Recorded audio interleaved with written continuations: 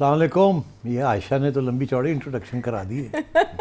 ابھی کم ہے, اچھا لسٹ بہت طویل ہے, لیکن میں نے سوچا کہ ہم اس کو مختصر رکھتے ہیں اور یاد کرتے ہیں کہ پرنٹ میڈیا سے آپ کا جو پہلا قدم الیکٹرانک میڈیا میں پڑا وہ اس پلیٹ فارم سے پڑا, یعنی دنیا نیوز سے آپ نے اپنے الیکٹرانک میڈیا کے سفر کا آغاز کیا تھا.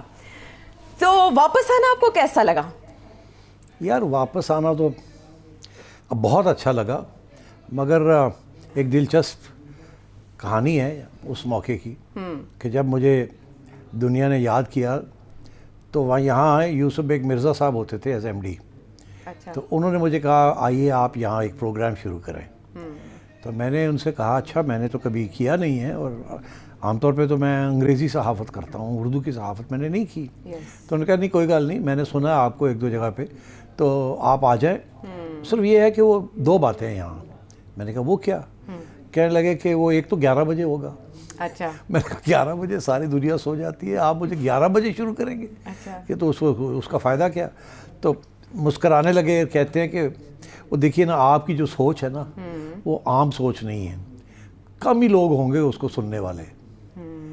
تو ہم نے سوچا کہ یہ بھی ایک سوچ ہے, اس کو بھی ہمیں نمایاں کرنا چاہیے. اچھا. تو یہ فکر نہ کریں کہ کوئی دیکھے گا یا نہیں دیکھے گا, ہم صرف ورائٹی چاہتے ہیں. تو کیونکہ آپ کی جو تھوڑی سی پروگریسو قسم کی سوچ ہے نا, یہ یہاں نہیں چلی جائے. یہ کنزرویٹو سوسائٹی ہے, یہاں بڑی اس قسم کی سوچ ہے, تو سارے پروگرام ویسے, مگر آپ کی ایک بریتھ آف فریش ایئر ہو جائے گی.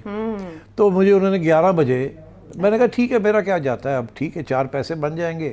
وہاں تو پرنٹ میں تو کچھ ملتا نہیں تھا, اور یہ بھی ٹرائی کر کے دیکھ لیتے. تو وہ دن ہے, اور آج میرا خیال یوسف بیگ مرزا صاحب اگر مجھے ملتے ہیں تو کہتے ہیں کہ وہ دن بھی مجھے یاد ہے کہ میں نے کہا تھا کہ تمہاری کوئی خاص دیکھنے والے کوئی نہیں ہوگا. It was a non-starter by the way. So therefore میں بڑا I'm very delighted, thankful to Allah کہ تھوڑی بہت مقبولیت مل گئی, اور جو باتیں ہم کرتے ہیں کچھ لوگوں کو سمجھ بھی آتی ہے اور کچھ پسند بھی کرتے ہیں.